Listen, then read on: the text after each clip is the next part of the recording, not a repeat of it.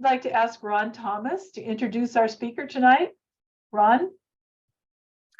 I am really delighted and pleased to be able to introduce Gail Hayssen to all of us. She's a remarkable individual. She's authentic. You can tell she's beautiful from the heart.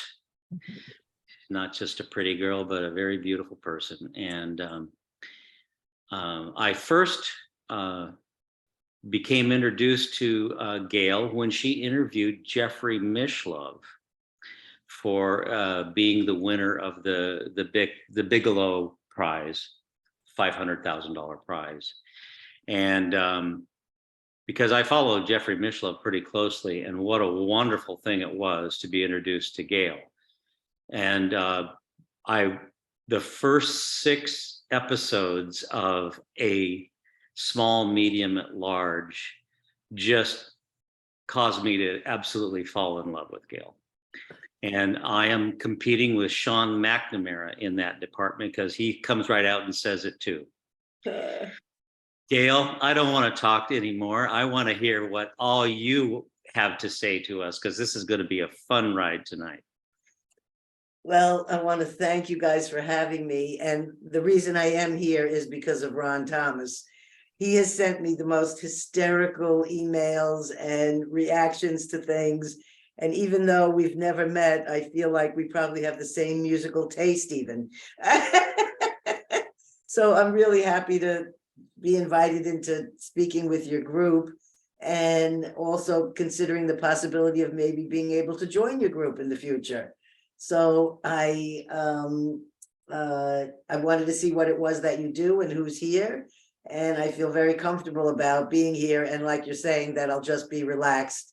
I have sort of a list here on the side of kind of bullet point notes of things I want to say, but really I'm just going to tell you stories. I'm just going to share my stories with you. And now that I've heard some of the things, I want to make sure I touch in on some of the things that the people here have said they'd like to hear about. So I'm going to try to do my best. But Ron, feel free to interject at any time to ask a question, because Ron's my biggest fan. So he's watched a lot of my shows. So I feel like he knows a lot of these stories. I hope it won't be too much for you to hear some of them again. So there's 2 things I want to start with. I want to start with the fact that this is a group of healers and people who have had paranormal experiences. And I think the first thing I want to start off with is that possibly many of you have the same experience, that really this started in childhood. This was not something that happened for me later in life. This was something that I grew up with. And a lot of the experiences I had when I was young was things like astral travel, where I would leave my body and I would go around in my house and I'd see everybody sleeping and I would see what was going on. And I was fortunate to have a grandmother who had come from Poland and immigrated at Ellis Island, and she mostly spoke Yiddish with a little bit of English. And she was a very spiritual woman who always spoke to the dead.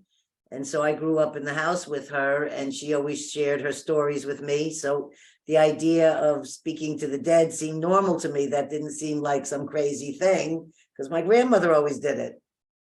The other thing she did that I didn't even realize till I think I was giving a talk to somebody was that she had shared what it was like to be in Poland, and everybody around her dying from typhoid fever, her sister and family members. And she experienced near death, which she had told me all about. And I didn't know that I'd actually experienced what she told me, but I feel that because she explained to me as a child that she left her body, she came out of the body, she saw herself dying, and something, whoever she met up into in the invisible, had said, this isn't your time, you have to go back into the body. And she was a young teenager. And when she shared that story to me, I didn't realize, and that's why I feel sharing stories is so important. Like 15 or more years later, probably about 15 years later, when I was 21 and giving birth, I had a near-death experience while giving birth at the same time. And I remembered her telling me those stories so that somewhere there was a part of me that was never in fear when I was in the faces of, whatever you want to call the thresholds of death. I know the hospital said I was in the woods and they didn't think I was coming back. So in that space, I felt like it was something I'd already heard about. And I think that's really an important thing. And I find that a lot of, I used to do something at Ions when I worked there for a dean, which was he'd call me Dr. Gail, and I would answer people who would have psychic experiences that were freaking out. And it would often be that they forgot that there was somebody in their life who they grew up with, and maybe this is the spirit of them coming back. And I would have talks with them and find out that many people had these experiences, but they buried them as they grew older and didn't share them amongst their family. And then all of a sudden a grandchild or someone would have an experience and they would be like, oh my God, what's going on? So I would answer these people. And quite often in childhood, people have had somebody in their family that seems to have intuition or psychic gifts or whatever you want to call this. And then they'll find that another person in the family does, but it's often been kept secrets. In my family, it was allowed to be how you want to be that way. So I never was ever stifled in that. And in fact, my dad told me something that I have held true to my heart ever since I was a girl. And he said to me that you're a very spiritual child with a lot of gifts. He said, but if you grow up and you ever try to use those gifts for making money or selling those gifts in any way, he said, you will lose those. And so for me, that's been my mantra all my life, is that whatever happens to me psychically or whatever information I receive, whatever experiments I participate in, they're 99% volunteer with no money involved. So that's been my way of dealing or navigating around in that kind of world. That's my particular approach.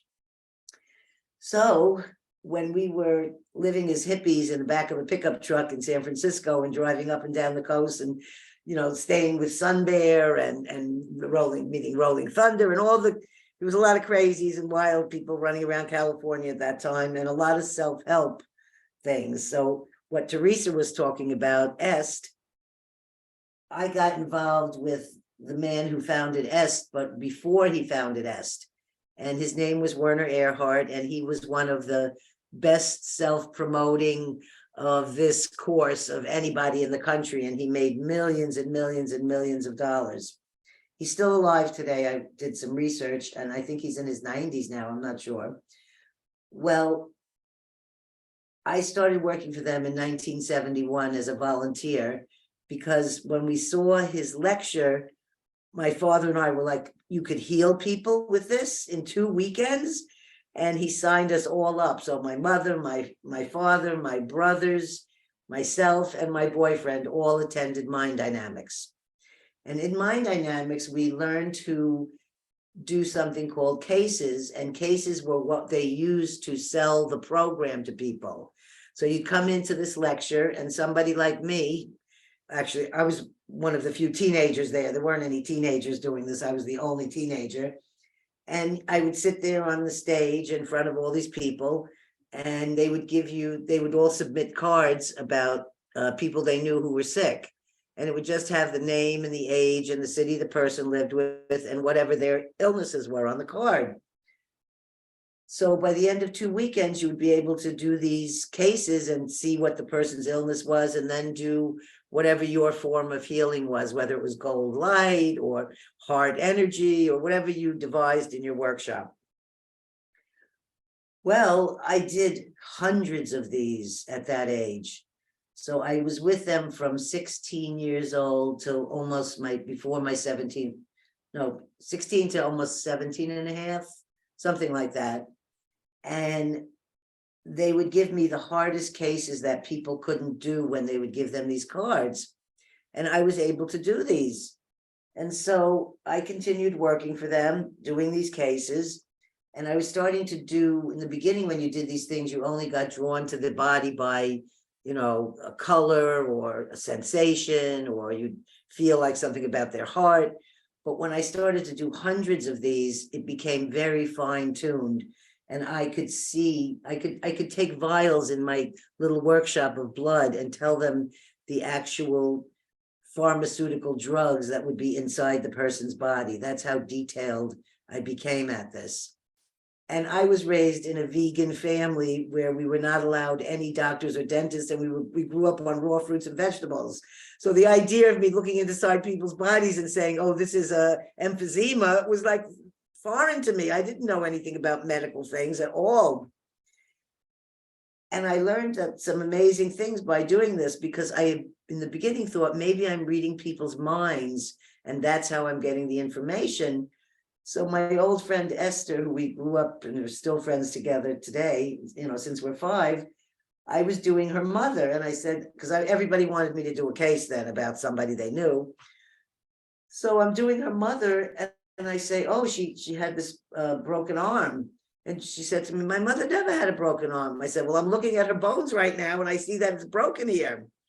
So she tells her mother, and I'm probably 17 when I'm doing this with her, visiting in New York.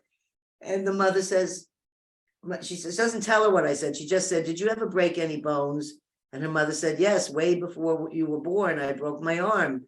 And exactly the arm I had said she had broken. And that's when I learned that what I was doing was not reading people's minds. There was something else going on. Now, the remote viewing program started at Stanford Research in 1972. So that was about when I stopped doing cases, because as I kept doing more and more, and these were some people were very sick, some of the people were near dying, I took on what I consider, and I know this group doesn't think you're crazy if you say these things, so I can just be myself here. It was like a possession or an entity, and it was trying to take over my body. And I went to Werner Erhard right away, and he was about leaving the organization and getting ready to start EST. And he said to me, and for anyone who doesn't know here beside Teresa, EST was a self-help thing that started back then and went on to become the Forum, to become numerous different self-help programs that people took and have helped people in their lives. So I don't put any of that part down, but I put down the fact that I was being used as a shill to sell this program, and I was doing it to help people. So when they wouldn't help me, when I called them up and said, I'm finding entities are trying to take over my body and I'm scared to death. And they said, well, that's you create your own reality, you create your own world, you have to figure it all out yourself. So I left the organization then, and I did an exorcism that my dad guided me from the phone, told me what I should do before I approached this experience. And I was able to eliminate whatever it was that was trying to enter my body. I think it was somebody who I had done a case on who was dying, and he was sort of like attaching on to me. And it was a powerful experience, and it gave me a lot of strength after that to not have as much fear for those kind of experiences. But what it did do is it I don't know, hurt me in a way that they wouldn't be there for me, so that I decided I would never do anything psychic ever again. So in 1973, I stopped doing any kind of viewings of bodies. I stopped doing any of this kind of thing. And I said, you know, I'm just going to let whatever natural comes. I'm not going to sit down and ask for anything. I'm just going to have whatever psychic experiences come through my dreams and in my life and in my intuition.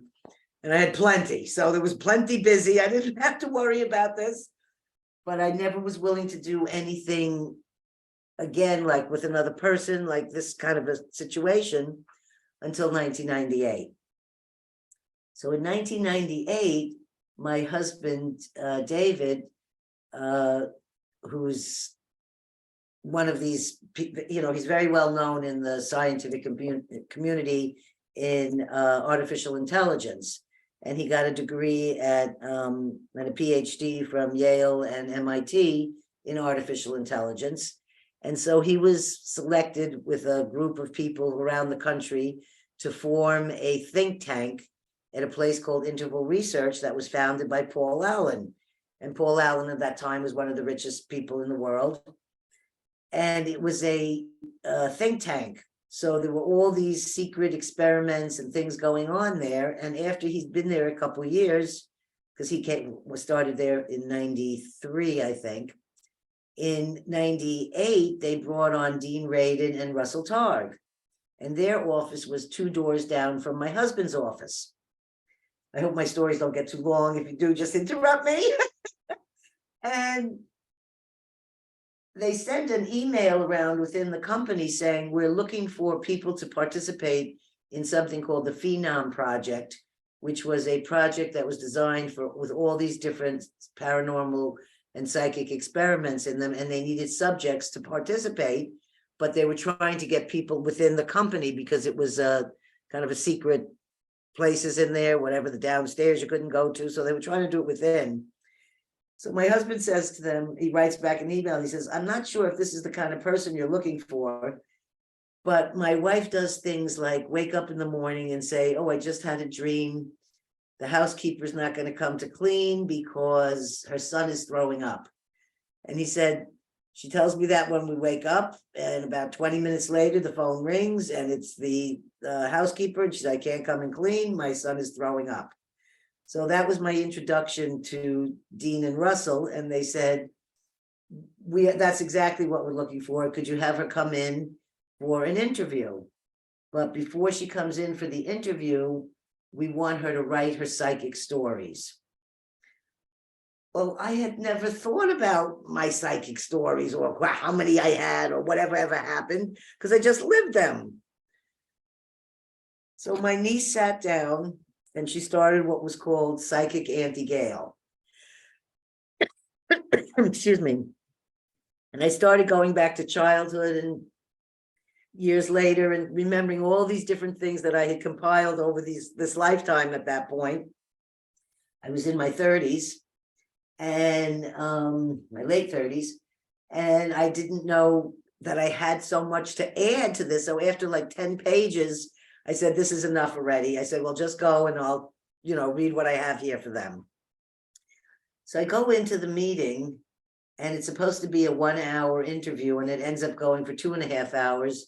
And at the end, Dean said, we should have videotaped this. I'm sorry, we didn't videotape this. And both him and Russell take me to the side and say, yes, you're the kind of person we would like to have as a subject. And we think you should write a book. So it was these 2 men, because all my life I had been told I should write a book because I've led a very unconventional life. But I always thought people just said that because they never heard these crazy stories before. But after being with Dean and Russell, who I thought these are scientific, serious men who write their own books, and they're telling me I should write a book.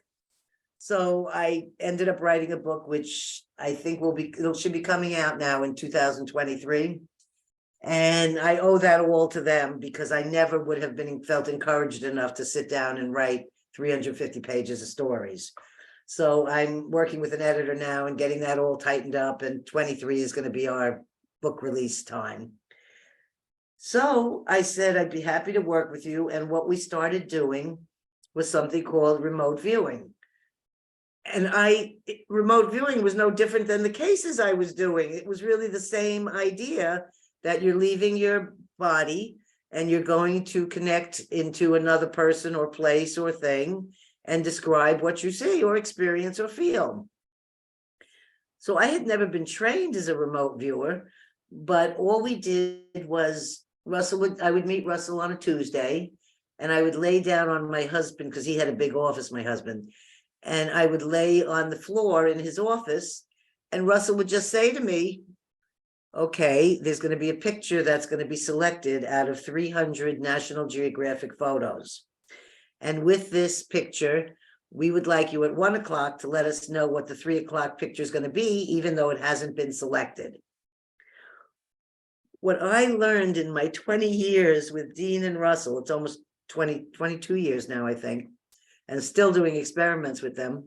What I learned about my functioning and things that I could do, I never would have known if I didn't do all these crazy experiments. And they were so, some of them I was like, I didn't ever understand, what was this experiment about? But, I would just know my task.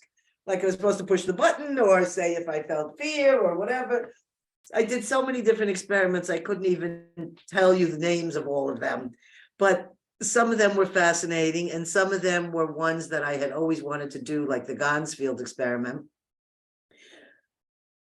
I got to learn about the fact that I did some missing persons. I mean, these were not things that I said, could I ever do this? So they're showing me these other methods, opened up a whole nother part of my psychic side, or whatever you want to call this. And Russell and I started to become friends because we'd have lunch together in between our two sessions, which I want to bring up something about those sessions. When you do these sessions, they become judged. And this was part of a specific experiment. And Ed May, I don't know if any of you have heard of him, if some of you have heard of him, but he was the one that was judging these. And so when we'd finished the series of 20, he made the judgments, and I kept writing on my pages. I'm terrible, I can't draw at all, so my illustrations look like stick figures. And I said, you know, there'd be photos where I'd say that there would be boats in it, or there would be cars in it, or there would be people in it. And when the National Geographic photo would show up of some place in the world, there would be no people, no boats, and no cars. So I thought, God, how could I be missing this, right? I'm seeing this and they're telling me there's that you see the picture, there's nothing in there of those. What it was that Ed May, who was the judge and who had set up the 300 photos, is that they discovered for remote viewing, for some reason, they didn't want to have people, cars, or boats in the photos. So in these photos, when I was listing that these things were there, they actually were, but they had been erased out. And I found that completely fascinating. So I can't tell you how I do these things or this kind of thing, or I didn't, like go to any specific studying in a school or any of this kind of stuff. It's just things that come to me and I just hear information, and I basically explain it as a feeling of just knowing. And it's just a kind of a knowingness. And the more that you do these kind of things, or listen to what I call the quiet inner voice in yourself, then the louder the voice can become to hear information. So let's see. So now I'm going to try to get us up to ions. So I do this work with them at Interval Research. Russell and I become very close friends, and Dean and I become very close friends. So we've had a lot of nice social times in between doing these experiments and things. And I remember Dean calling me up one day, and I said to him, so am I supposed to say I'm psychic? Because I've never said that word. And he said, go eat a bagel and let yourself know you're psychic. So I was like, okay. And then Interval Research all of a sudden got closed down. It was it was supposed to be set for 10 years, but after 7.5 years, they decided to close the think tank, and it was done with a 15-minute notice. Like Russell didn't, I mean, all they could take was there was security and all these things, and my husband and everybody had to leave everything there. And it's like a Silicon Valley story, where they all have to leave Palo Alto and everyone has to leave the building and everyone's escorted. And I don't know what they were allowed to take with them. I remember Russell and Dean saying how the chairs were so comfortable there, So it got shut down, and Dean went off to work with, I forget what his name is now, but it was at a company, I think, called Broader Band or something like this. And it was a very short-lived time. And he ended up accepting a job at the Institute of Noetic Sciences, which I was hoping he would do because it was in Petaluma and it was like 30 minutes from my house. So I went there to visit with him. And then before I knew it, he was having me come there for different experiments. And I would be doing them in things called like a Faraday cage, which I don't know if all of you know about that, but a Faraday cage is an electromagnetically shielded, kind of almost looks like a giant walk-in refrigerator, but it's just a nicely sealed up room, and they have a little chair inside. And we conducted a lot of experiments in there because they were thought of as no electromagnetic fields could enter when you're doing work there. So I want to share one or two of those experiments that we did, because Ron Thomas likes a couple of them. So I'll have to tell you about them. There was different kind of experiments, but I ended up becoming involved as more than just a subject. And I ended up becoming a co-author on 4 of the papers that Dean wrote about the experiments we did, because I had participated, or I either ran the experiment or I had different participations in them. We did an experiment with Masaru Emoto and the water crystals. And I was the person in charge of shipping all the water to Japan and labeling A, B, C, and D, and knowing, having everything on my desk that each person was praying to, and which was the placebos. And it was quite fun figuring out how to send water to somebody in Japan. But I did all these things for them. And they decided to do an experiment involving food, where if you bless the food with the people who ate the food, then end up having a more positive day or something like this. And I ran this entire experiment off my kitchen table here. I still have the box in my closet with 1 batch of chocolate left, but I can't give it to you. And all the forms, and they were psychological forms that the persons would have to fill out every day. And Dean, picked who the participants would be, so that it was a broad range of ages and people, because, he wants everything to be, double blind and equally the people who are participating. And I brought in a shaman from Mongolia, and I had gotten involved with Mongolian shamans, and I brought them in to do blessing on the chocolate, which was really quite an interesting thing because we had no translator, but we did the job and it was an interesting thing. And I just want to cut in here on another little Russell story. Russell and I were both in New York at the same time, and he said, I would like you to meet Ingo Swann. Now, some of your people here might not know who Ingo Swann is, but anyone who follows remote viewing knows that Ingo Swann is like the father of remote viewing. He's really the one who taught them at SRI different protocols and ways of doing remote viewing. And he was a brilliant artist. Was brilliant in many other subjects besides remote viewing. So Russell brings me to his house, and this is in the Bowery in New York. And he brings me to the house, and he hasn't told Ingo that he's bringing me there to meet him. So Ingo is very upset that Russell brought me to his house, so he will not look at me, he will not talk to me. And I'm sitting there like, oh, feeling like, here I'm supposed to meet this famous guy, and I'm not allowed to even talk here, And I'm sitting in this huge lower floor that has magnificent, massive mural-sized paintings of the planets and the I had not known then that he had remote viewed Jupiter and things he had seen that they've just discovered later, which he was seeing as a remote viewer. He was phenomenal. So after, I don't know what happened, but somewhere in the middle of our visit, I think I said a joke or I said something, and it kind of broke the ice, and all of a sudden Ingo was willing to talk to me. We had a lovely time, and as we left, he said to me, you have a problem, he said. You're a shaman, and you just don't realize you're a shaman, and you don't know how to act like a shaman. Well, he must have planted some seed or whatever it is that he saw this, because I didn't know that all these years later, I was going to get initiated into Mongolian shamanism as a Buryat shaman, which is Buddhism and Mongolian shamanism combined. And that I would end up being clothed and put in ceremonies that took 6-7 days to prepare for. And I would end up doing what I do here today, which is, I don't know exactly what to call them. I just like to call them blessings or healings or something. And friends or family come to see me, or sometimes it's not someone I know, but a friend of someone's. And when they come, and this doesn't have to do with anything with money, I sit them on my balcony and I wear all my Mongolian clothing, which makes me feel protected. So I don't have any of the entities or things that happened when I was a young person. I learned all about protection in the later years in life.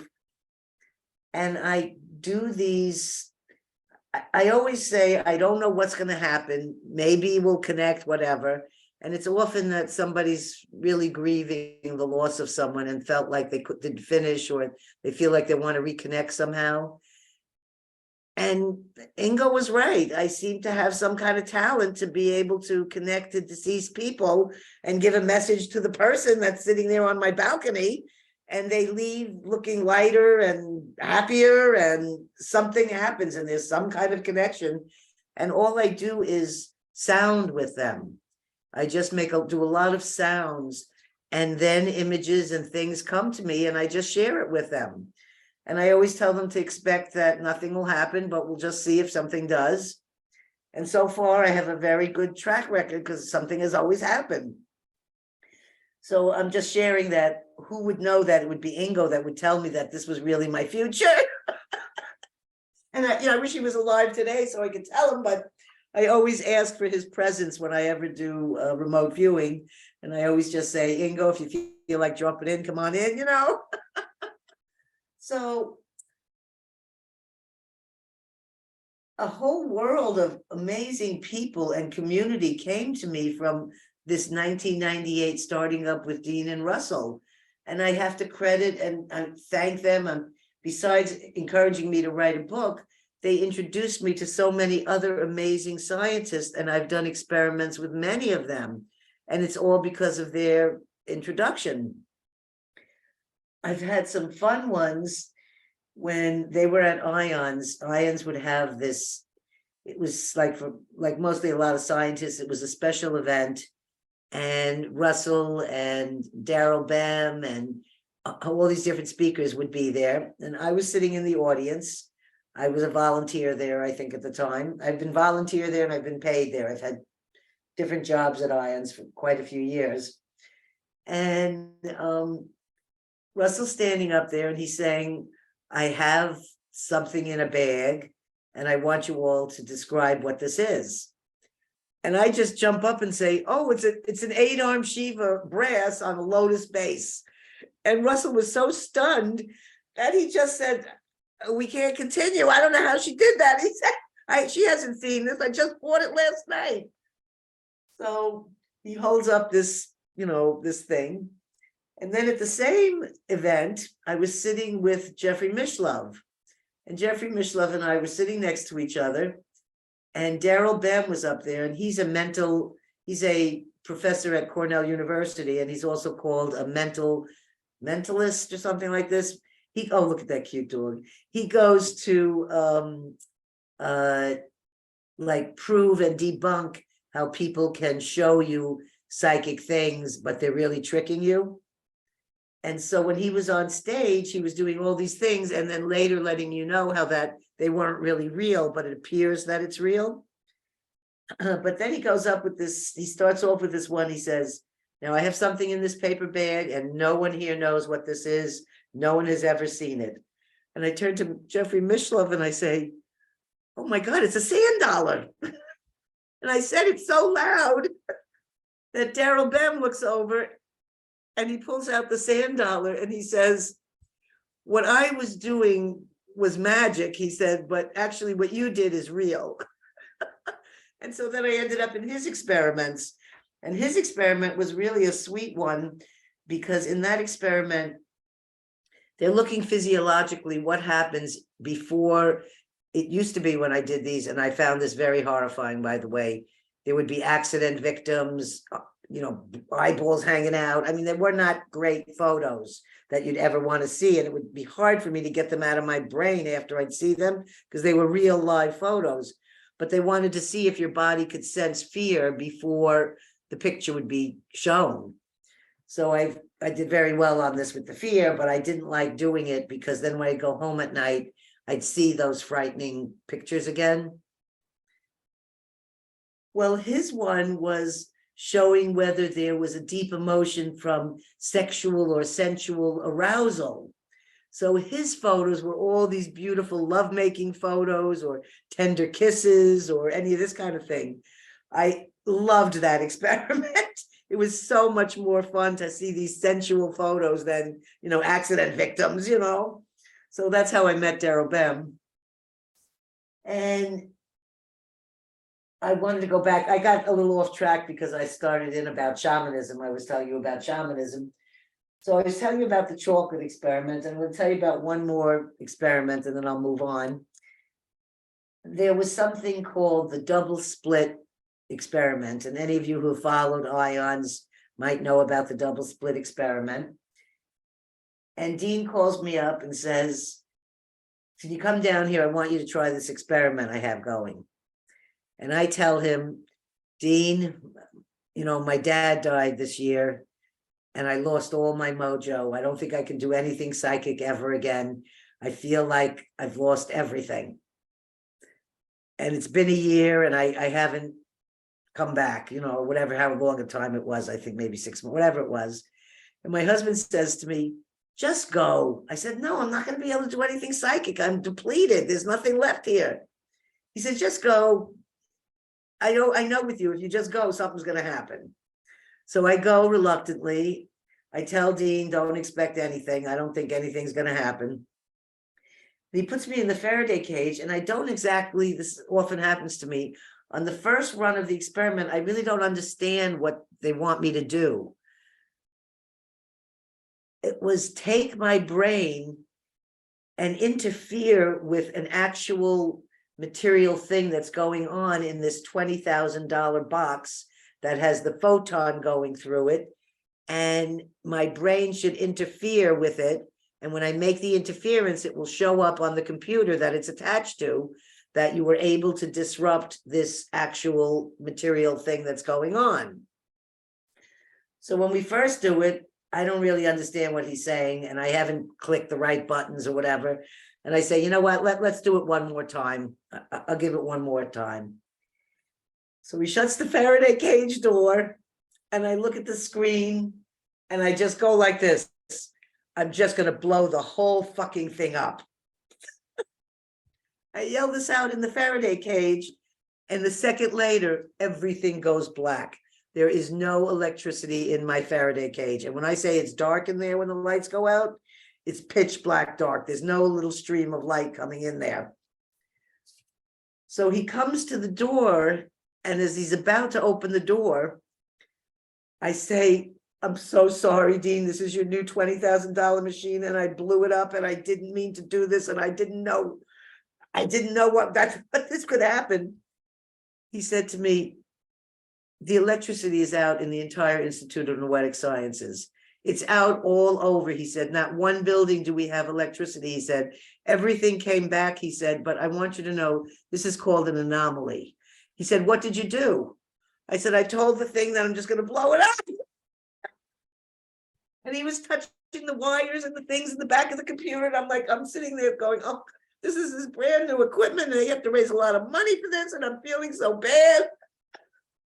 So he got everything reconnected, everything worked again, but none of the data was captured when the electricity went out in the computers or anything like this. So he said, they took me up to this labyrinth and took pictures of me about this, and it's an anomaly. So he can't, it's not what they call a repeatable, it's sort of it just happened out of nowhere. But he's referred to it many times. So he's the one behind that. I had to do with the electricity. I never said that I did that, but he says I did. So that was one Dean story I wanted to share with you. Hey, Gail, Yeah, didn't you actually take down the power grid in Sonoma County or something that's like what that? he said. He said he checked after and that there was no electricity anywhere for those few seconds. Don't And he piss said off Gail.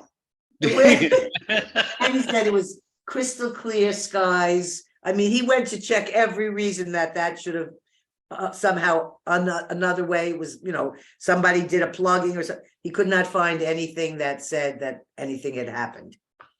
So that was an odd, I never knew what an anomaly was, but now I know I'm an anomaly.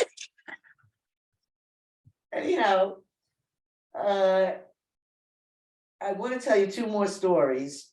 I wanted to tell you, I'm going to end, I think, to tell you about people on my podcast, but I wanted to talk a little bit more about Russell Targ, and I'm hoping that most of your audience knows who he is.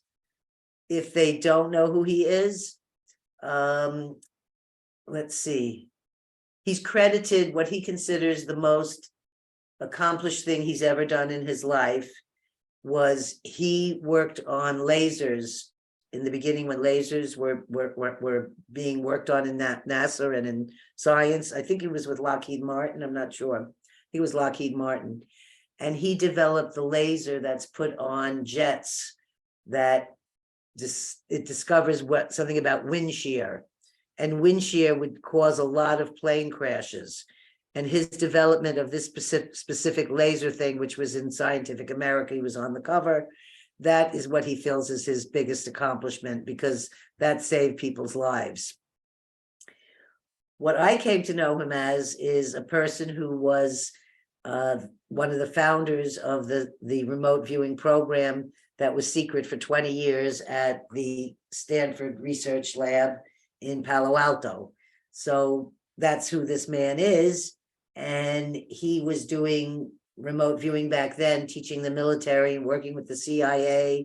And all of this you can find if you want to watch and know anything about Russell Targ, for any of you people who've never seen him, is go to YouTube.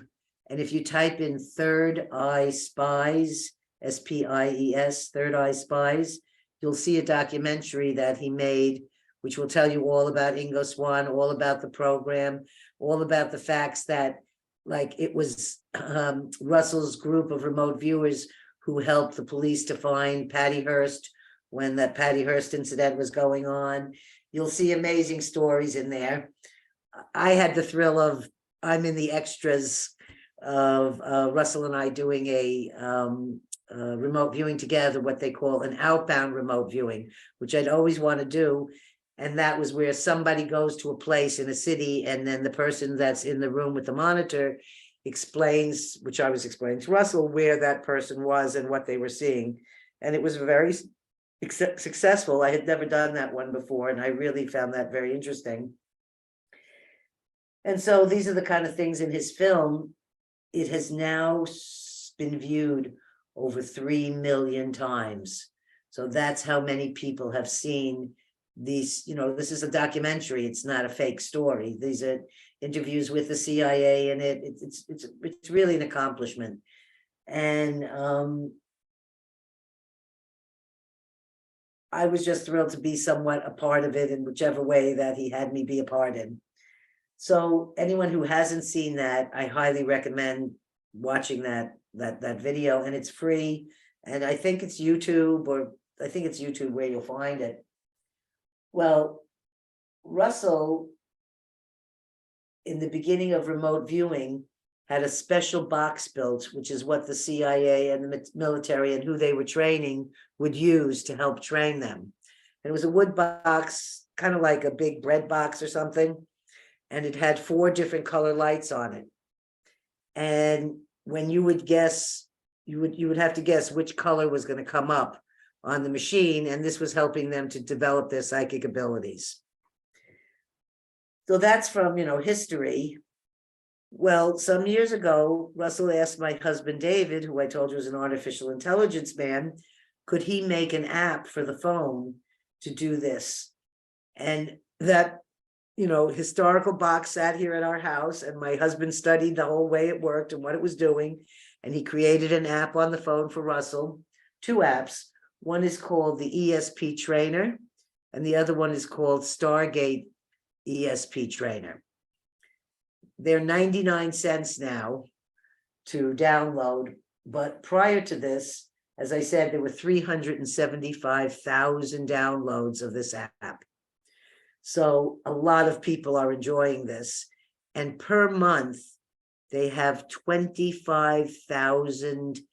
That means when somebody just starts to play that game, they could play it all day long. It only comes up as 1 use, but they're getting 25,000 uses a month.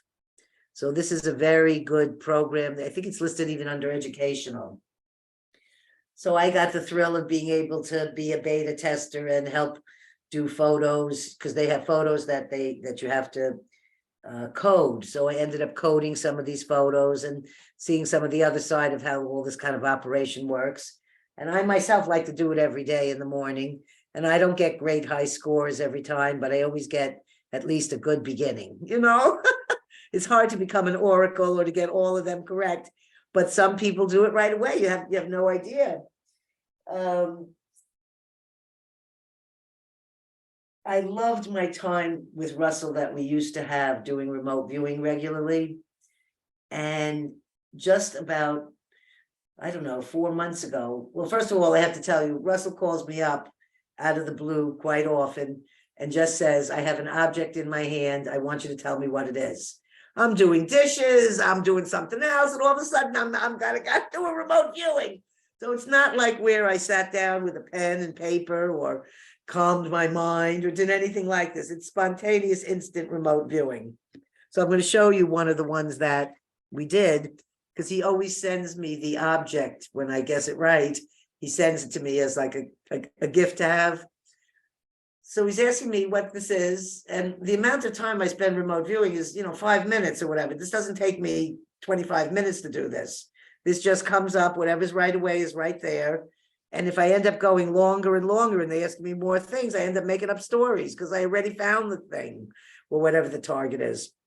So he says to me, so what's in my hand? And I say, it's very colorful. It's like lights shooting up. I said, the best image I could think of is like when you hold a sparkler in your hand and it's July 4 and the reds are coming up and the yellow, all the different colors are streaming out of it. So he said, you're 99.9% right. And he sends me this. This is what the object was. It's just LED lights all going up in different colors and in a shape like you could hold in your hand. So this was like something where we do it, but it's not some kind of formal experiment or there's no paper involved or writing about it. That's why I can just tell you about it. Well, that's changed. In fact, Ron doesn't even know about this. So here's one story you don't know yet, I think. And that is, he called me up and said, I want you to be one of the best remote viewers ever. And I said, okay, how do I do this? And he said, I'm going to call you every Friday and we're going to do remote viewing every week together. So we have been doing remote viewing every week together for the last few months. And I'm not trying not to get emotional, but I cherish this so, because this man has been my friend for over 20 years now. And he's 88, going on 89, and maybe he'll live to 100. But whatever it is, I cherish every minute of that moment with all of these people who've come in my life that are over 80s now, because we just don't know how much time we're on together. So I look forward to this every Friday, and I'm going to share with your audience here, your guests, what we do. Am I boring you, or am we doing okay? Everybody's okay? Okay. So when Russell judges, which I never knew about this, I had never seen this until we just started doing this, he has something here called the TARGS Confidence Rating. And this is the one that was used with Marty Rosenblatt for anyone who doesn't know that, he does something called associate remote viewing. And they do this to bet on horses and different things to see, not for big money, but just to see if you can predict the winning horse or the winning sports game or something like this. So to be on the wagerable one, where you feel that the person has given enough information on the remote viewing that you could put a bet on it, you have to have the numbers at least a 3.5 or up. So since we've been doing this, I've gotten a couple of 3.5s, but mostly I get the 5. I can't get to the 6 or 7 yet. That's my big goal. I want to get to the 6 or 7. But what a 5 is a good correspondence with unambiguous, unique, matchable elements, but some incorrect information. So these are the things that they use when they're trying to figure out how they're scoring you. So this chart's been used by a lot of remote viewing teachers and people. So I'm going to read to you what it's like to do this kind of a remote viewing. I have a piece of paper here. He's on the phone. We do them on Zoom now so that we can see each other when we're doing them. And also I'm recording them all. And like the one we did on Friday, he told the whole story about how SRI was funded and how they got their first money. And so I'm getting these wonderful snippets of stories to keep in these Zooms that I just cherish. So when he did this one with me, this one was September. I said silver first, and then I said the object makes me want to smile. It lifts my spirits. My emotional reaction is that it makes me smile. It's like the stuffed animal or a Snoopy. It's something that makes you feel happy when you see it. It's very cutesy. The colors I get are red and purple. It's some kind of a toy, a squishy toy that feels good in my hand. And I wrote hippies and something to hold or play and have fun with, and it makes you smile. On the left side of it, I have something that's called AOL, which if you're the guests here don't know, that's considered called analytical overlay. And it's while you're doing remote viewing, mental pictures come in that distract you from actually being with the target. And it's also sometimes called, the other part I find is you have a lot of noise and you have to learn how to separate the noise from what's the psychic information. So I keep learning with him every time we do a remote viewing. So I said, I'm putting an AOL down here. I said, but I see a Buddha. I said, and he says, oh, I'm sorry. It's at my desk right next to the object that he was remote viewing. So he said, I moved the Buddha out of the picture. So he moved the Buddha out of the picture. I do 3 drawings, which don't at all look like so that's why these marks were against me, because there was no silver in it. Everything else I said is correct. So I'll show you so when I say you got to get a 7, you can't say one word incorrect and not one incorrect drawing. So this is what the target was. It's a Raggedy Andy doll, which the description matches what the Raggedy Ann doll is. And when I had said the hippie part, it turned out that there's these writings on here in the bottom that were all like love, compassion, or just, these kind of sayings on it. So that was considered a 5. And what we do is he wants me keeping a binder. So I have this binder. And after each session, I put the picture in, the things that I've written, and I send them off to another scientist named James Spottiswoode. And I guess he's a mathematician and considered very respected in the remote viewing community. And I send him the results of them so that he then responds, and I'm getting very nice feedback and validation from them. We're not specifically writing a paper. We're not doing anything except that he wants me to be a great remote viewer. So we do this every Friday. It's a very sweet and wonderful thing. And I just love him to the ends of the earth. But okay. I want to tell you one more story about something else, and then I'm going to go to my podcast guest. Does that seem good? Are we good in the time? Yes? Okay. So amongst my list of amazing friends that I've met because of Shamanism Conference or from IONS or Russell and Dean, a gentleman, I don't know if all of you've heard of him, he's also in his late 80s now, Stanley Krippner. Stanley Krippner is a man who's written many, many books in psychology, about dreams. He was studying dreams in Brooklyn, New York at the Maimonides Institute in the 50s. He's a brilliant man and a very open-hearted, loving soul. And I've been honored to have pieces I've written in a couple of his books. He just had a recent book about understanding the allure of suicide. And he had some books he wrote about Rolling Thunder. And he's taken some of my writing and put them in there, which I think was very kind.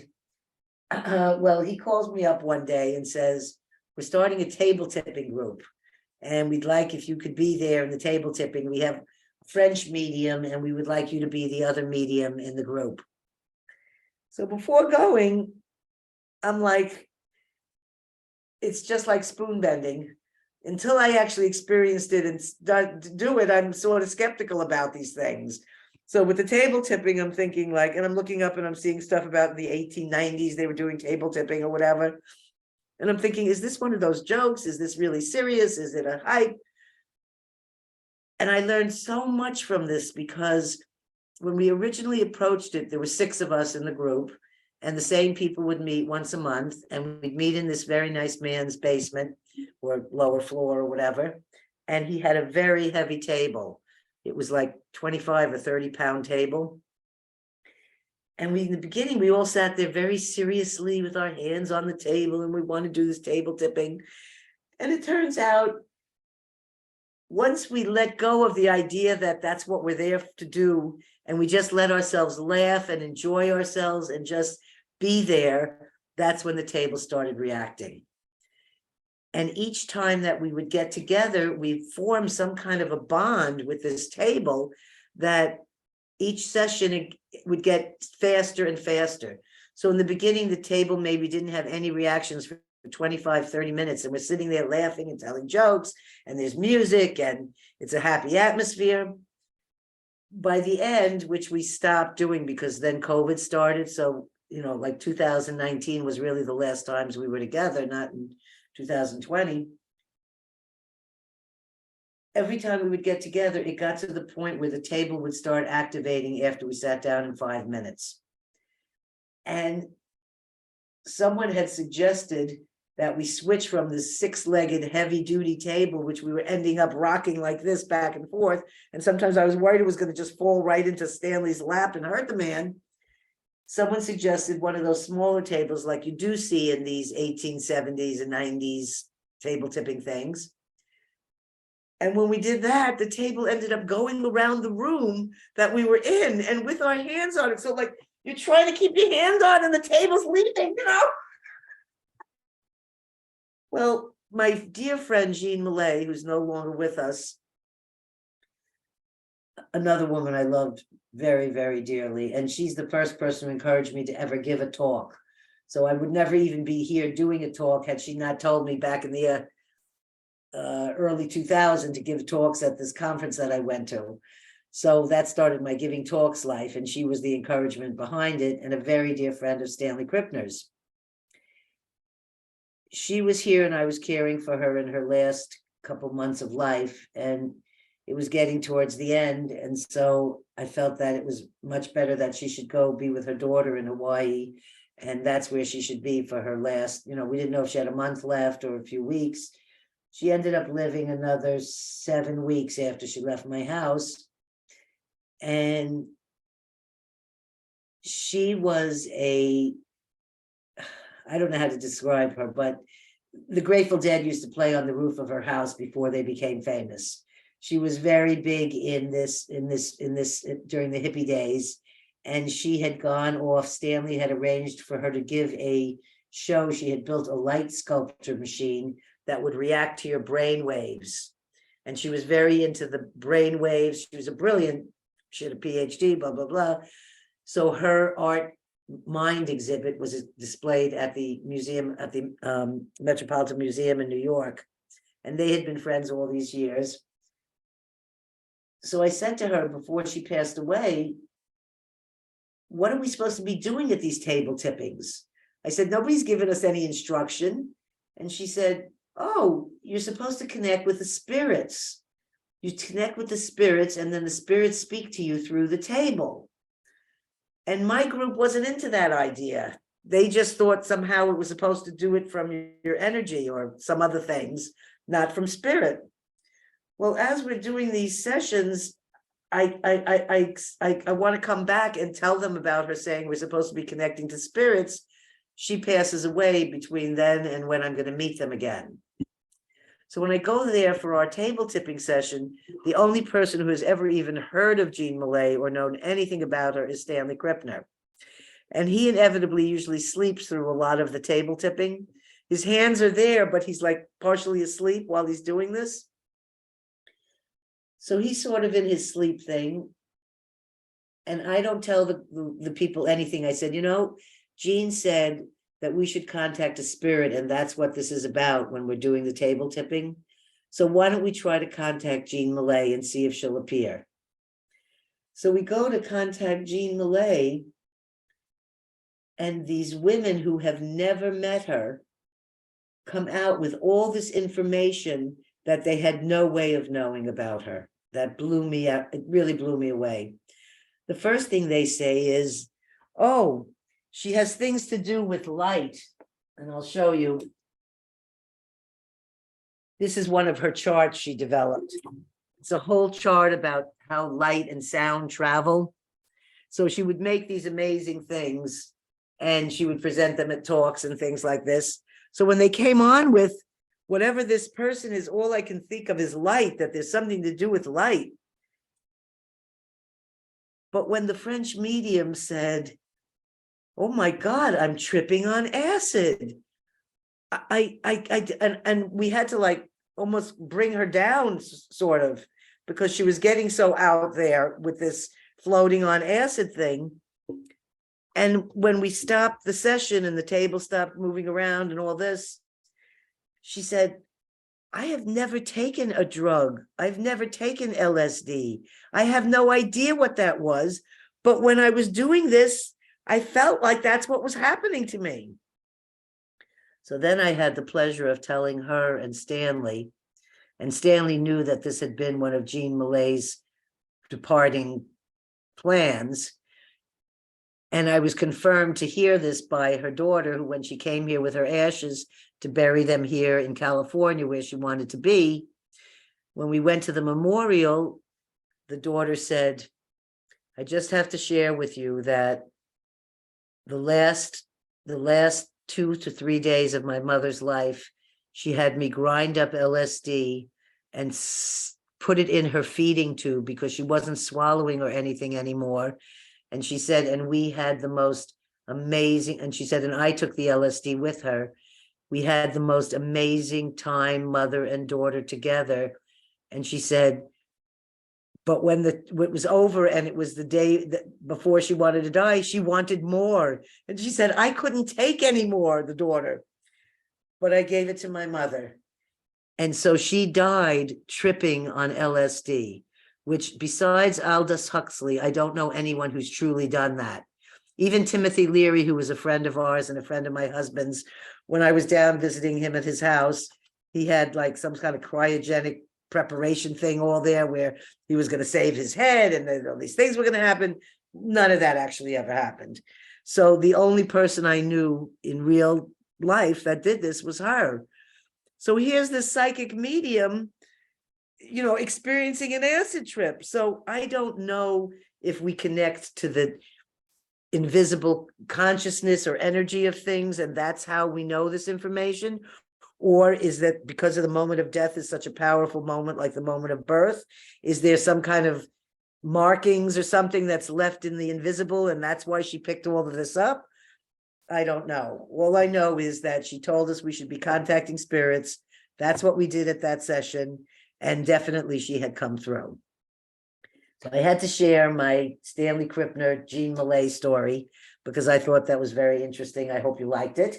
And then I'm going to go talk about my podcast, and then that'll be my final thing here. Does that sound right? What? Just one thing. Yes. You have a connection to We Are One. Yes. Can you just kind of say something about that? I will. In fact, I'll hold it up. Here we go. And in fact, that brings up another Dean story. Dean Radin was coming over to my house he plays banjo. And as a child, he was a virtuoso. Like at 5, he was playing concert pianist, violin or something. So very brilliant. But what he ended up being later in life as an adult is a banjo player. So we were having a group from Ions. At that time, Marilyn Schlitz was the president of Ions. And she married this very sweet, wonderful guy who was a musician. So they were all coming over here because my husband plays amazing, we have a grand piano and he's an amazing jazz pianist. So it was going to be this jam session where everybody was coming to play music. I don't play music. I'm tone deaf. I have nothing to do with that world except to enjoy listening. So I was making apple pies for the event that they were all coming over. And a couple hours before they were supposed to come, either Dean or his wife Susie called me up to say that he's sick, that they're going to have to stay home. We'll reschedule the whatever you call it when people come together and play music, a jam session. It turned out that that day was the 40-year anniversary of Woodstock. So it must have been like August 17 or something like this. And I'm in there with my apron, and whatever possessed me, because that video, that DVD goes on for hours, whatever possessed me to walk into my living room that moment that I walked in, and after 40 years of looking for myself, there I was on the screen. And I was so shocked that I just started crying because I expected to see a little fat gray-haired wrinkly lady. And instead I'm seeing this beautiful flower child. Of course, I'm 14 years old. So of course I would be a beautiful flower child. And it's this amazing scene in the video when they speak to the promoters to find out whether this has been a financial catastrophe. And they break to the one of the promoters holding a daisy that the helicopters had dropped down on all of us 500,000 people there. And I was in the 10th row center, so I was right in the front of the stage. And there's a shot of me holding this daisy with the blonde long hair, and everything around is like it's like rain and dark, that kind of color. But for some reason, there's a light shining on me. So I'm like glowing in this crowd scene. So I tell my husband, I'm like shaking. I said, I've been looking for 40 years, knowing that I should have been somewhere in one of these places. And he comes in and looks at it, and it just brought tears to me. I can't explain what it is to see yourself at a place 40 years later on the anniversary. So that goes on, and I've been in a few newspaper articles and this and that, and the 50-year anniversary is coming up 10 years later. I don't know who submitted my name or something, but there was something on Facebook or somewhere saying we're looking for people who were attendees that we would like to interview. And I didn't notice it because I told you I'm not a tech person, and it had been sitting there for 2 months. So I answered it and said, I don't know if you're still looking for people because this was 2 months ago, but I didn't know to get messages here. I would be thrilled to be interviewed. So they said, it was like 2 or 3 days before the cutoff when they were finished with the book. And the author interviews me and says, I have to have your information in this. And I said, well, I have photos that I took. They're my first roll of film of photos. And he gives me the whole interview. And what happens at the end of the interview is that his recording device didn't get it correct. So all of a sudden, the producer of the book contacts me and says, we have to re-interview you, and we want you in the book. Well, he said I was the muse that helped him to finish this book. He has since become a friend of mine, and the producer is the one who just found me. The editor of their book is now the one that's editing my book. So this is how funny all the connections come along. And they're people like, she was with Barnes & Noble for 30 years. And the other woman, the editor, has been with NBC in New York. So they're professional people. So they end up publishing this beautiful book called The 50 Years of Music of Woodstock. And there's so many of my photos in here that I can't tell you what a thrill it is to see Country Joe's photo that I took in this book, or John Sebastian, or the crowd scene. My peace symbol necklace is hanging in here. But the most thrilling part, which is what Ron was saying to mention, is that at the end of the book, the last thing they did was put my quote in about what I thought the event was about. And I told them, and my whole life changed after that. I ended up coming to California and dropping out of high school and just really a hippie life. I said, when I was sitting there and somebody was, I don't know if it was paint or what they actually used, but they painted across the wood fence in the front, "We are one." And that was the most capturing of words of what this experience was like, because it was truly a disaster zone, but everyone cared for everyone else, and everyone shared. We had so much food and so much drugs, and we shared them with everybody around us. So there was that really free spirit feeling. So when I told them about it, they ended up putting my quote in the book. So I have a full quote about this. And there's the sign. I don't know if you can see it, the We Are One. So the quote said, right in front to the left of me, a guy came up and painted, "We are one." It was painted across the fence, right to the left of the stage, right in front of the Woodstock stage. And I thought that those 3 words captured what that event was. And I've never felt that kind of experience ever again. Not with 400,000 people. So it was a fluke thing. And now, as an odd fluke, the editor of that is now editing my book. I'm just saying that these things all like lead on to other stories. That's why it's hard for me to stop in a story, because there's a connection to the next story. So I just shared that for Ron. I'm sharing that for Ron. So I'm going to go lastly now, which kind of ties into this. I had never watched a podcast in my life, and I knew nothing about podcasts. But when I was trying to publish my book, and I had, was trying the regular routes like the Hay House, and Russell or Dean would write me an introduction letter or something, I wasn't getting connected into any of these people. Like nothing was happening from any of the publishers. And so I kind of just shelved the book for a while. But one of the comments that I kept getting from them was, you need to have an internet presence. We don't even want to talk to you, they said. We don't even want to look at your book. Nothing unless you have internet presence, because that's the way of the world now. So I decided that I needed to finish this project, and I really should get this book done. And when I was in that Stephen Schwartz experiment that was doing that associative remote viewing, I was on a team of remote viewers, and one of them was a public relations person. So as we're meeting each other, because we would remote view together as a group, and on our first remote viewing session, by the way, 12 of us all nailed the exact object that it was. But it didn't continue that way. Then after that, there was some who did, some that didn't. It wasn't, but the first round was amazing. So she said to me, I think you're a natural for this.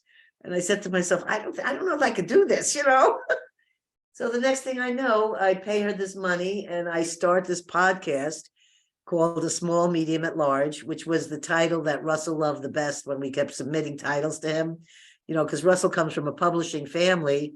I don't know that any of you know this, but his father was the publisher of The Godfather, one of the most popular sold books in the history of book sales. And that's a great story too, but I don't want to deviate too many stories here.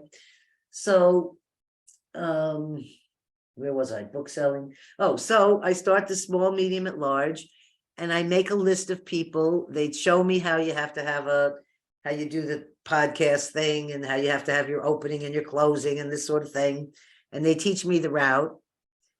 And I have since then not needed them anymore, because after doing it with them for 6 months, my family was happy to take over, and I don't have to pay any money, because I'm not making any money. I'm only doing this to share stories to help heal people.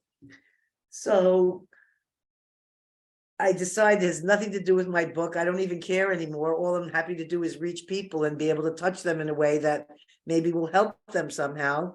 And I invite different people that I've known from this community. So I end up with well-known people like, Stephen Schwartz and Sally Reinfeather and Dean Radin and Russell Targ, and everybody is happy to do a show with me. I just finished my first year, and I have over 1,000 subscribers, which I heard was a good amount to get for your first year when you're not like a famous person or anything. But I guess I got to some other point because I was approached by the YouTube, whether you want to monetize, because I had that many views or something that added up to that. Because like when Jeffrey Mishlove announced his winning of the Bigelow contest, we had scheduled our talk not knowing that he was going to find out that he won that. So I was actually the first show that he spoke about it on. I have 1,800 views from him because he is such an amazing guy. And I've been a guest on his show now. I think I've done almost 8 or 9 shows on Jeffrey Mishlove. And that helped promote my whole podcast and brought me all this audience and people like Ron. I have a whole group of new friends that have come here that we play games, we have dinner, all because they saw me on Jeffrey Mishlove. So I have a whole handful of new people and a whole group in Colorado now. So I just wanted to highlight one of the shows. I just wanted to talk about one of the shows. I wanted to mention that I did have the thrill of having Tommy Chong of Cheech and Chong. I have 2 episodes, and all of these are all come by just like, I don't know how they happen. They just happen. And he shared such intimate things about his childhood. And there's something about my podcast, and I'm not saying this from any ego place at all, but they always, 8 out of 10 guests share something they've never told anyone before on the show. And it's something personal, it's something about their childhood or their family or their life. And that's what I'm looking for. I don't care about statistics and these kind of things or any of this. I want to know more stuff about the heart and who they are and what they have to share. So I ended up from this group meeting the next group and the next. So after I meet Sean McNamara and we have this wonderful connection, he hears me on a show, contacts me because he thinks he's washing dishes, he said, and he heard a message that I should publish my book. Because at that time I said, I'm not publishing, I don't, whatever. He sent me 8 pages, bullet point by bullet point, on how to self-publish a book yourself, how to do this all. And he said, I don't know you.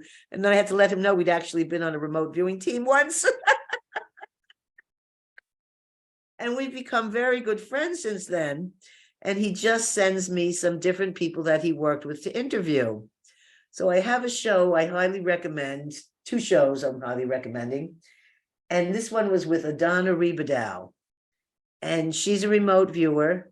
She's a acupuncturist for Major League Baseball players and for like teams like the Olympic bobsledding team. But she's a healer acupuncturist. And she has, I mean, some of this is spoken in the show, but since then she is working on a person that has ALS. And they have now got to, he was ready to be put in a wheelchair. They went from that to him, the doctor saying there's no more ALS registering anywhere on the tests that they give him. So when I say she's an amazing healer and acupuncturist, she was supposed to treat people in the Beijing Olympics. And she was so thrilled to be invited to the Olympics, but she would not leave her patient for that many weeks.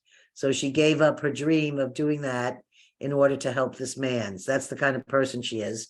So she tells me that she went to the Monroe Institute. And if anyone doesn't know about the Monroe Institute, it's an amazing place where they've been doing research and they do classes and things. I've never been there, but I look forward to it.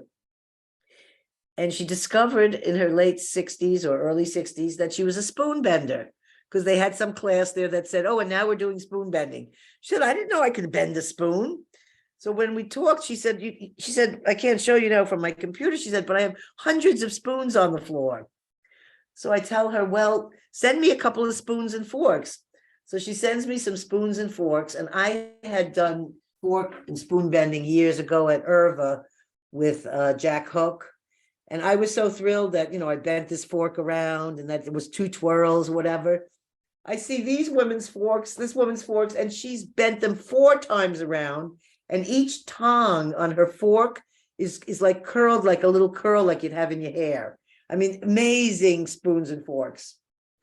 So in the middle of our show together, in case any of you have never seen the spoon bending, if that interests you, go to my site and see the Donna Ribadow.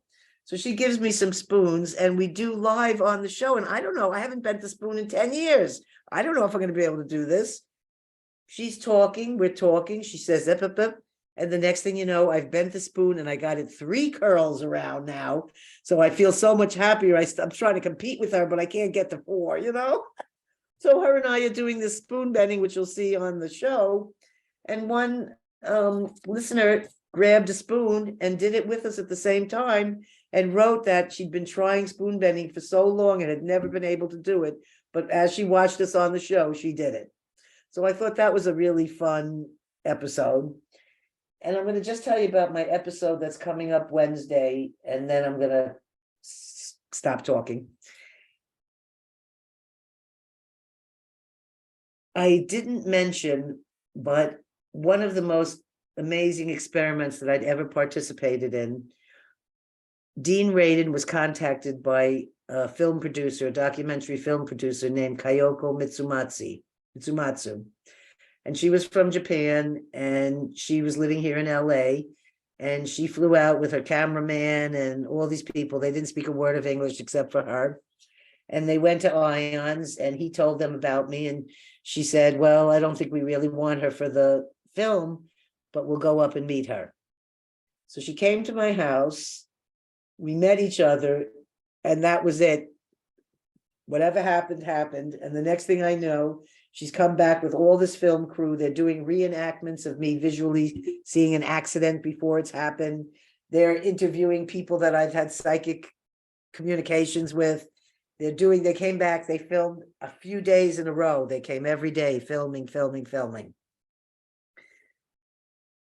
Then she contacts me back and she said, "We're traveling around the world."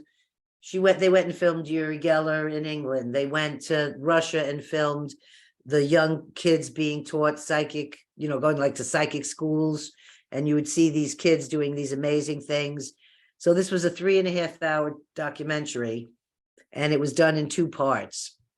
She said, "We have another possibility and we'd like to know," and this is where I didn't get paid for what I did, but everything was paid for me to go and do the experiment.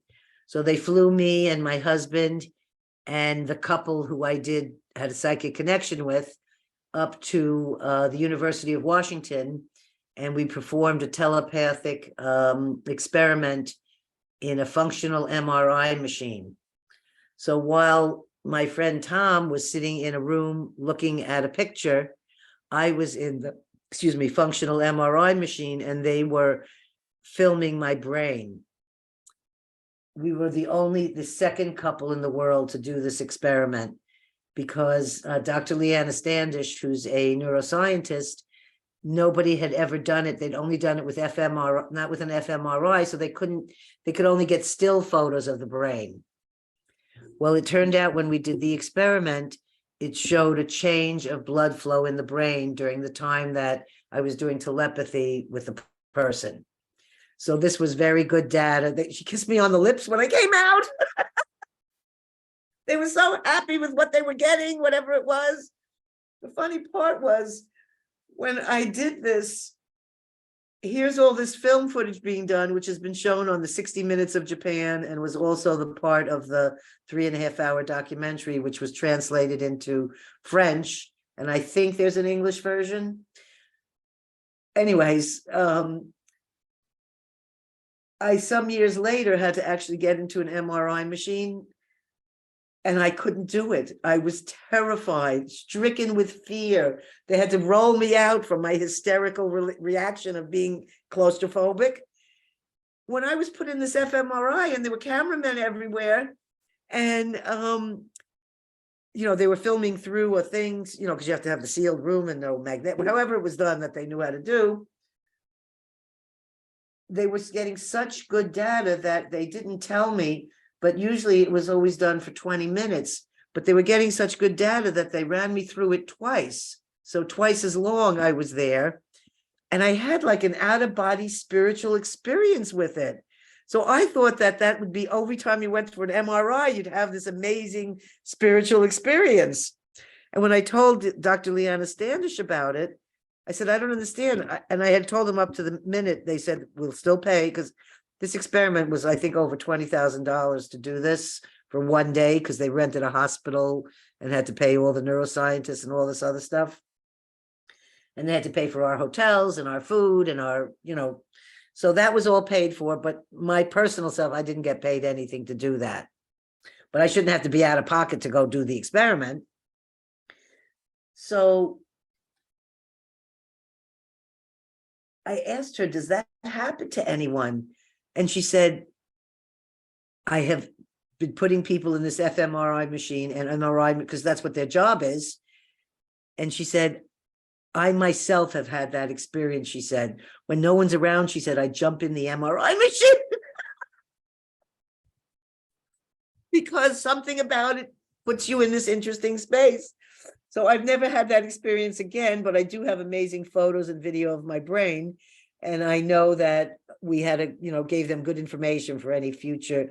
I'm not sure, the paper wasn't written up or what exactly happened.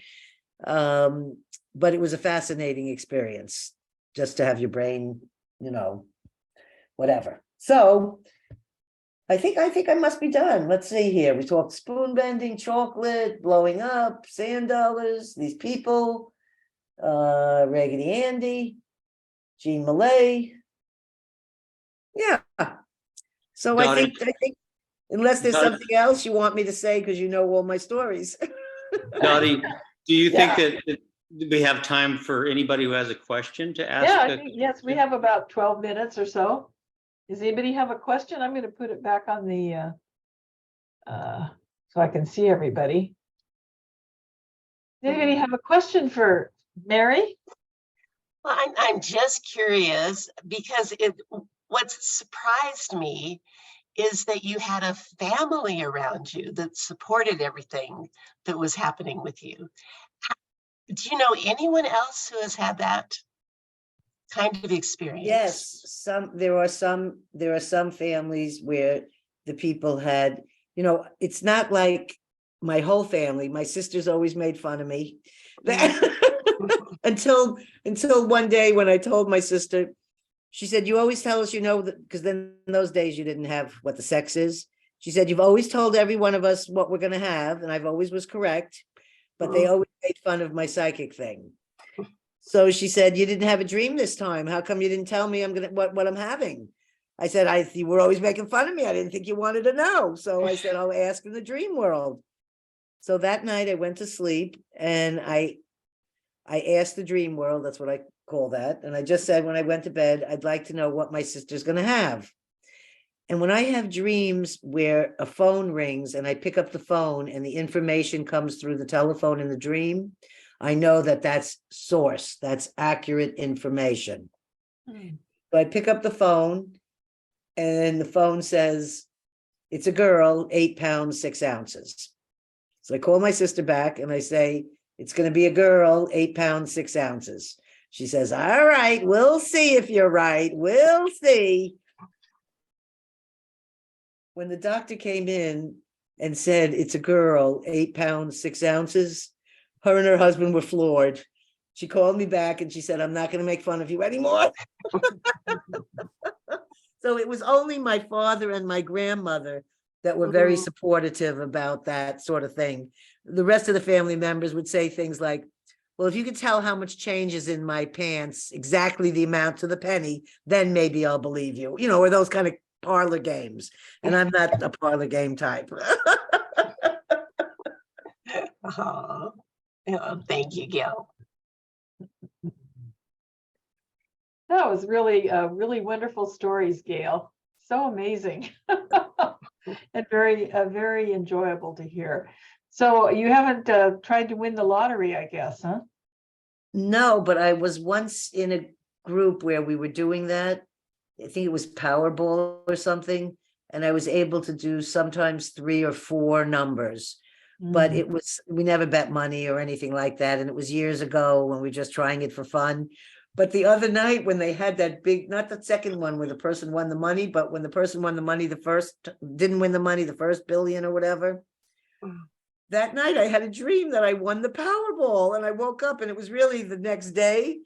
And I've never watched any of those kind of things. And then I saw the thing, I said, maybe I should have put some numbers down, But remember what my dad said, you never do these things for monetary gain.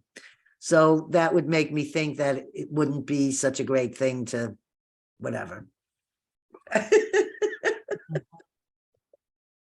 I think Georgina, you ought to just butt in, Georgina. Elbow your way into this.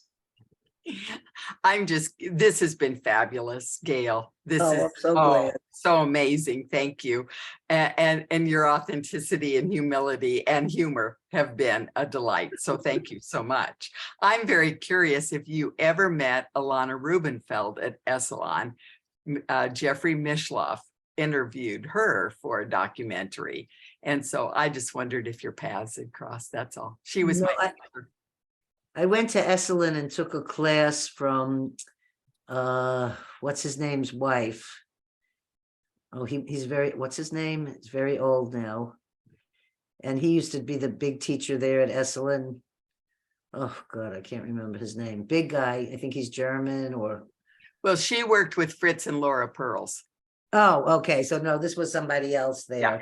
But that was, I think in my 20s when I went to Esalen. That's a long time ago. Okay, thank you. Teresa, It's been so entertaining. Sorry. Teresa, did you have a question? You got your hand up? Yeah, I just was going to make a comment. I'll lower my hand. First of all, I totally enjoyed your stories. Thank you so much. Boy, the amount of people in the community of consciousness that you come into contact is so amazing, and there must be a reason for that. Well, but anyway, yeah, right, Ron, mind-blowing. So I was just going to comment when you were talking about the table and raising it and moving it around. It reminded me of the way that Sean taught the Portland Ions how to spoon bend. Ron, were you there when we did the spoon bending? No? Okay, so what he did is he did a light sort of a meditation real quick.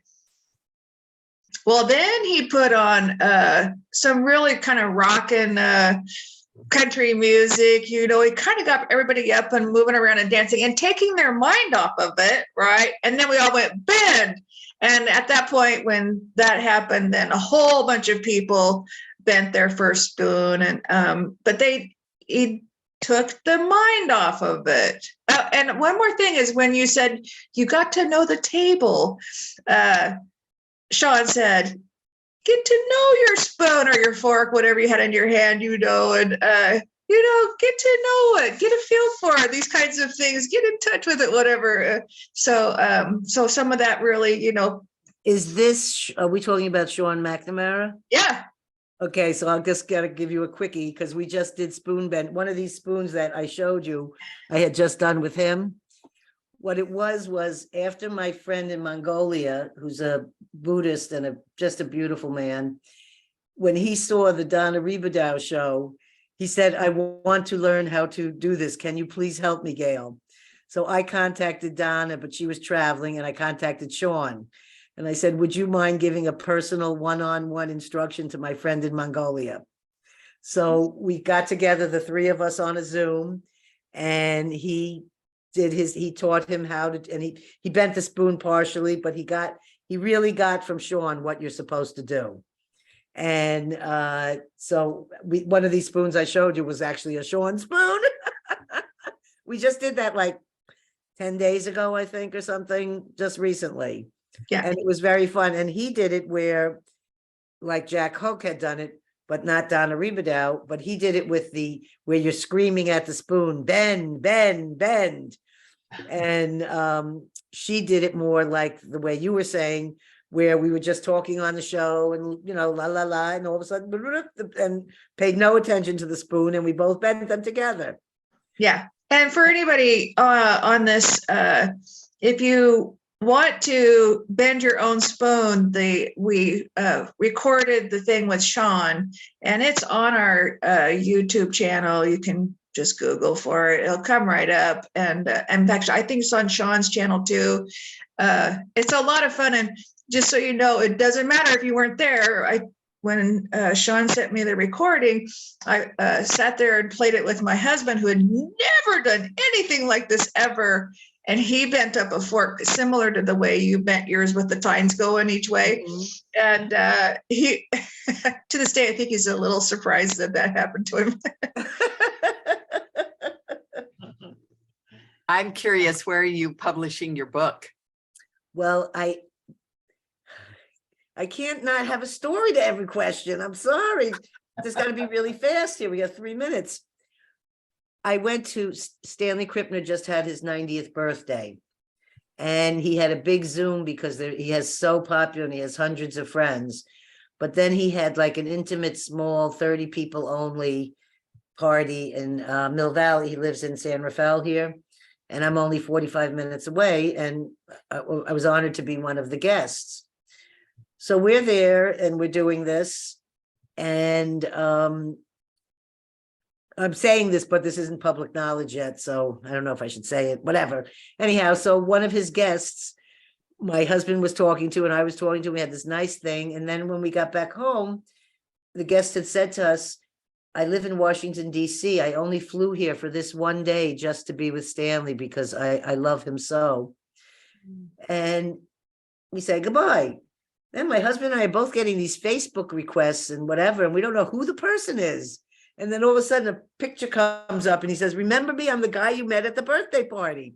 So when we finally realized who he was, we answered, because you don't want to get, Facebooked and it's the wrong person. And he tells us he's a publisher and that he's publishing the memoir of Stanley right now.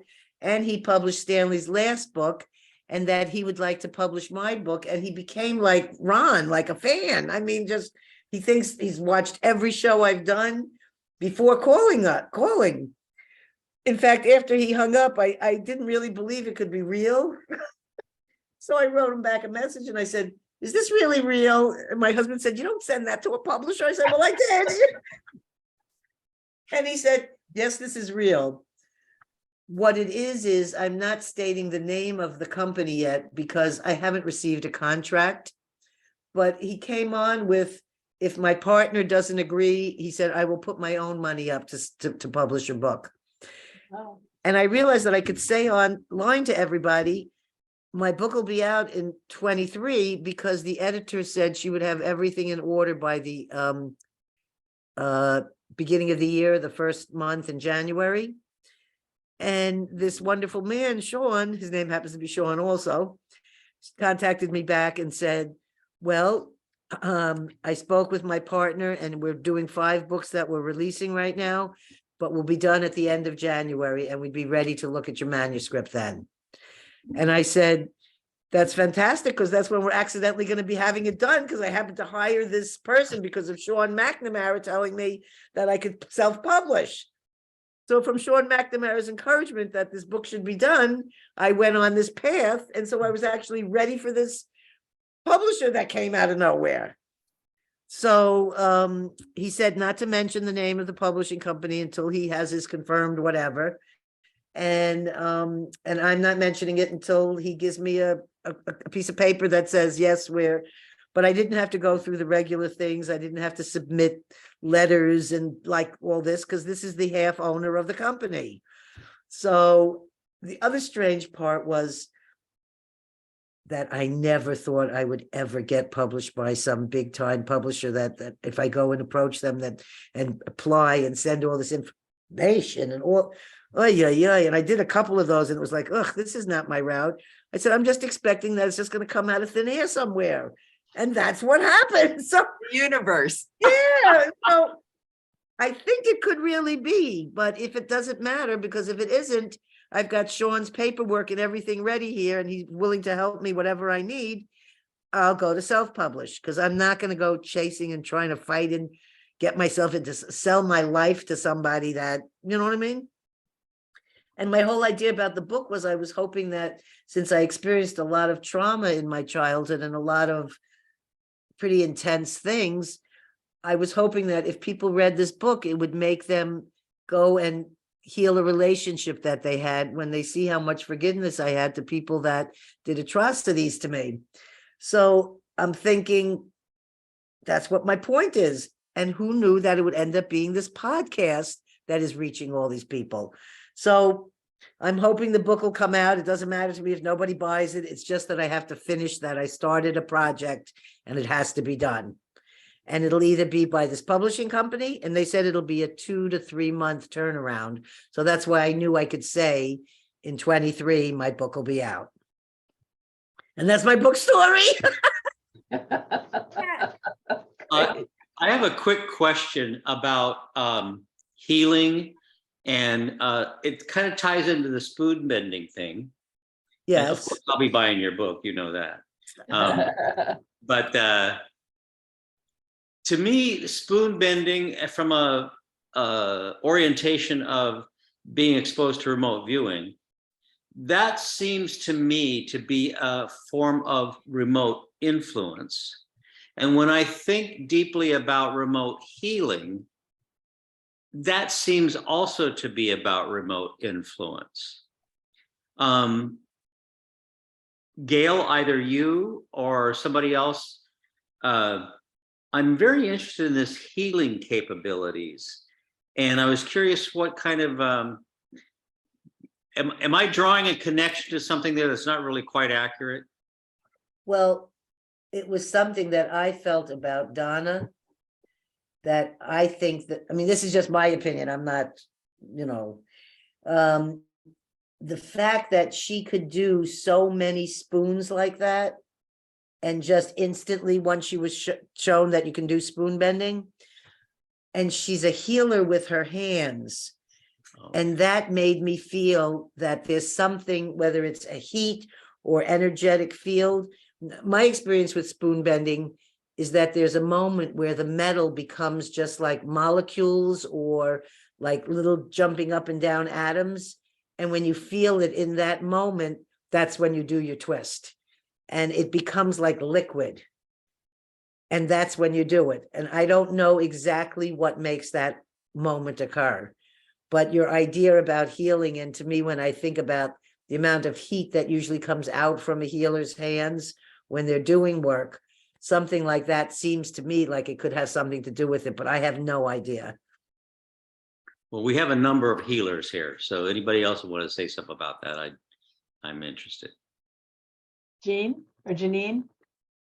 Yeah. Oh, so first of all, I have to say, Gail, all of a sudden I got this hit. I would love to have you do an audiobook. You reading the stories would be so good. Okay, I saw the thumbs up from Ron. Yeah, yeah, that'd be super cool. So that's like the next step, right? But also, you really, I mean, I've laughed through the whole night, and we know how wonderful laughter is. And I want to tell you, speaking of healing, just a really quick story. I was doing some healing touch with a friend, and I was just doing this magnetic clearing thing where you're kind of clearing out the field and getting all the dust bunnies out of there. And it usually takes, I don't know, maybe half dozen or more passes. And I've been doing healing touch since 2002, I guess. And so I know, I can tell how far along I am, and I was about a third of the way. And as I was walking back up to her head to do from the top of her head down to her toes, I said something that came out kind of light and kind of funny. And when I did that pass, her field was clear. And then, you know, we always check and do an extra pass to make sure we're completely done. It was completely clear just from that little laughter that we had. So there's also the healing of just the joy of your stories. Laughter was how I went through that crazy childhood I have. That's all I can say. And that I used to have a laugh that the science teacher would have to stop the class because he'd say, Gail's having a laugh attack, so let's take a laugh break. And the whole classroom would get to laugh. And then we would go back to the science. Oh my God, the class must have loved you. Well, my math teacher in algebra did not like the laughter. But she didn't understand that once I would go into a laughing thing, I couldn't stop it. It's like a rolling thing and it doesn't stop. So even though she's threatening me, if you don't stop laughing, you're going to the dean, I ended up in the dean's office because I couldn't stop laughing. But it's done healing for strange. Like I was in a restaurant having one of my laugh things. And this couple came over and said, we just want to thank you. We've been a very, very stressful time trying to adopt a child. And we just got word that we're going to get the child. And your laughter just helped us to release all the anxiety we've been carrying around. And they say thank you and walk away. But my algebra teacher that took me to the dean didn't know that some umpteen years later, she was going to end up being the person who was the grandmother of my child. So David Levitt was her son. And when she came to my house, because David kept saying, she's in New York, he's in Palo Alto. And he kept saying, she was your student. You had her for algebra. You must remember her. And she said, I've had thousands of students. I wouldn't remember her. Except that her and I didn't click. We were always, I couldn't accept that 0 times 7 was 0. So I'd be arguing this with her. She came in my kitchen door. It was for Thanksgiving, almost exactly to this date. And she's no longer with us now. And she dropped her bag the minute she saw who it was. She said, like this, she said, you're the one? And her face just was like, not only did she remember me, but she told me, I never knew how I graduated to go to high school because I never passed algebra. And it was a continued fight I had with her. I was not going to get more than a 10 on her tests. So it turns out that the vice principal has her in there. She tells me the story. She said, Mr. Silverstein called me to his office and told me that I had to change your grade for going on to high school so that you would pass. So I said to him, all right, I'll give her a 65. She doesn't deserve it, but I'll give it to her. He made me give you an 85, he said, and I didn't want to give you she remembers this 30 years later. She said, It's also your laughter comes in real handy at customs too, when you're smuggling in Huichol. Oh, that was another.